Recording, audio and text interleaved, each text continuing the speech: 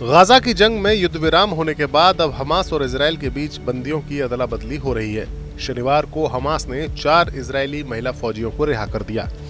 इसी बीच हमास के समर्थन में इजराइल के खिलाफ जंग छेड़ने वाले यमन के हूती लड़ाकों ने भी एक ऐसा फैसला ले लिया जिससे पूरी दुनिया चौंक गई है, और खास तौर से इजराइल। यमन के हूती बागियों ने शनिवार को 153 युद्ध बंदियों को एक तरफा रिहा कर दिया। रेड क्रॉस की इंटरनेशनल कमेटी ने ये जानकारी दी। हूती बागियों ने शुक्रवार रात को ये इशारा किया था कि वो बंदियों को रिहा करने की योजना बना रहे हैं। वो गाजा पट्टी में इजराइल हमास के बीच युद्ध विराम के बाद तनाव को कम करने के प्रयासों का एक हिस्सा है। हालांकि रिहाई के बाद हूतियों ने यूएन के लिए काम करने वाले यमन के 7 बाकी कर्मियों को पकड़ लिया, जिस पर यूएन ने नाराजगी भी जताई है। रेड क्रॉस ने कहा है कि लंबे समय से जारी युद्ध को समाप्त करने के लिए वार्ता के माध्यम से समाधान को बढ़ावा देने की दिशा में ये एक सकारात्मक कदम है कि हूतियों ने 153 बंदियों को रिहा किया है।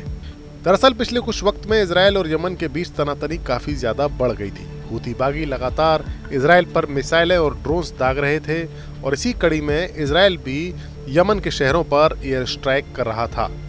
ऐसे में इस बात की काफी ज्यादा आशंका थी कि हमास के साथ संघर्ष विराम होने के बाद अब इजराइल यमन में हूतियों पर हमले कर सकता है, जिसे देखते हुए इस आशंका को देखते हुए ये कहा जा सकता है कि हूतियों ने इन 153 लोगों को रिहा करके तनाव को कम करने का काम किया है।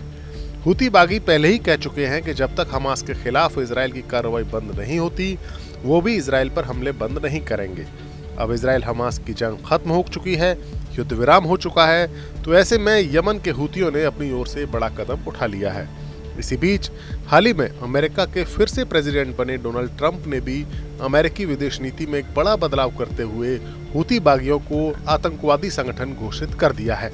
ये फैसला प्रेसिडेंट जो बाइडेन की तरफ से हूती संगठन को आतंकवादी संगठनों की सूची से हटाने के फैसले को पलट कर किया गया है। दरअसल इजराइल हमास की जंग के बीच हूतियों ने समंदर में इजराइल की कार्गो शिप्स को जमकर निशाना बनाया, और तो और इजराइल का साथ देने वाले उसके दोस्त मुल्कों के शिप्स को भी निशाना बनाया गया।